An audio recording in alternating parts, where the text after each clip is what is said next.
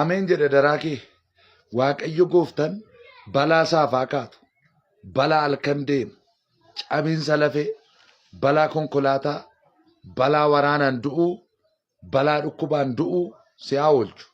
Siif maatii kee haa oolchu. Siif obboleessa kee, siif abbaa fi haadha kee, siif mandara keessa jiraattu, naannoo keessa jiraattu.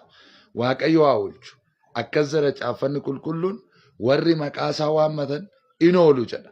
Adaraa kee ooluu barbaadda taanaan gimbii jabaa isa ta'e Kiristoos Waaqa Abrahaam, Waaqa Isiyaaq, har'ammoo Waaqa koof Waaqa kee kan ta'e ilma Waaqayyo waammadhu. Dhugaadhaan waammadhu. Amanamummaan waammadhu.